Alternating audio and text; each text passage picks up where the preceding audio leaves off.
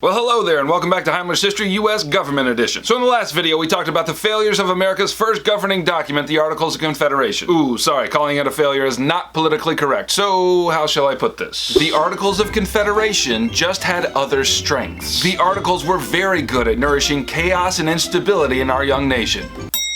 Nailed it. Anyway, in the last video we left off with the Constitutional Convention and the drafting of a new governing document to replace the Articles of Confederation. And in this video we're going to talk about the political philosophies that energized the framers of the Constitution. So, let's get to it.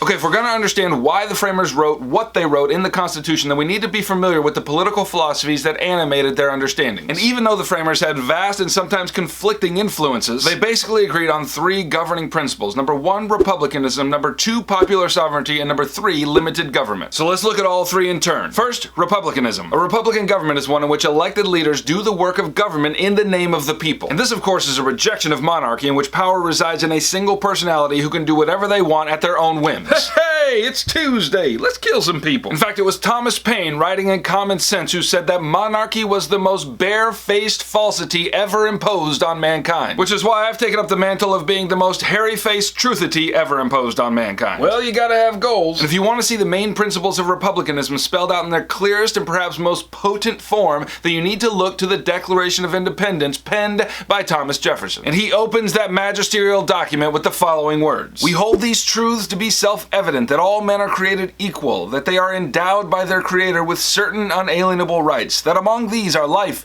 liberty, and the pursuit of happiness, that to secure these rights, governments are instituted among men, deriving their just powers from the consent of the governed, that whenever any form of government becomes destructive of these ends, it is the right of the people to alter or abolish it, and to institute new government." Now those two sentences need some unpacking. First, we see the principle of equality. All men are created equal, which means that none of us by nature is any more or any less than anybody else. And I know that the issue of slavery is calling out to contradict that, but we're going to address that in another video. But for now, we see the animating principle of equality. Second, we see the principle of self-rule. Jefferson wrote that a government gains its legitimacy from the consent of the governed. And that means that it is the people who are the keepers of governmental power, and it is their choice, by their consent, that they give some of that power to the government. The third thing we see in that paragraph is the idea of natural rights. Jefferson says that we are endowed by our Creator with certain unalienable rights, which is to say that our rights of life and liberty are not granted to us by the government and therefore cannot be removed by the government. Rather, he says that our rights to life and liberty are given to us by our Creator, and therefore those rights have a legitimacy before and beyond our government. Now, Jefferson didn't just make all this stuff up. In fact, in this paragraph we can see the deep influence upon Jefferson's thought of political philosophers like John Locke and Rousseau and Montesquieu. In fact, it was John Locke's second treatise on government that outlined some of the founders' most potent ideas. It was Locke who said that a government is only legitimate if it operates by the consent of the governed. It was Locke who said that we are endowed with natural rights and property rights. It was John Locke who said that the path to liberty lay in self-rule through elections. And what about Rousseau? Well, he's responsible for the idea of the social contract.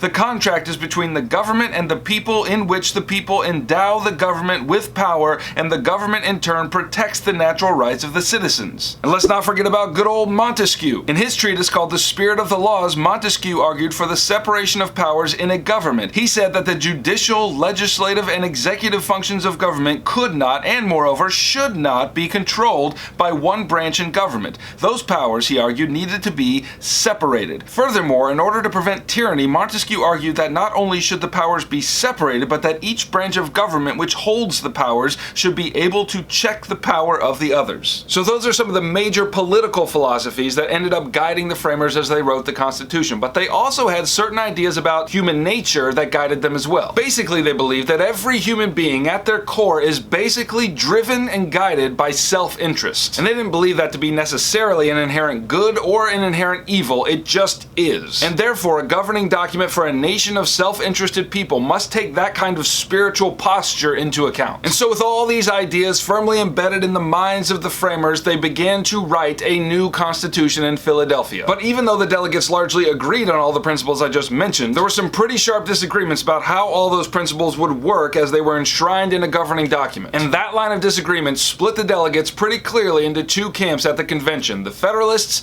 and the Anti-Federalists. We're going to talk about all the debates between the Federalists and the Anti-Federalists in the next video, so I will see you there. Thank you for granting me your attention for a few moments. And if you would like to grant me a few more moments of your attention, then YouTube thinks you're going to like these videos right over here. And if you would like to join in a social contract with me in which you grant me your attention and I provide you with more video content like this, then subscribe and join the little family here at Heimler's History. Bye.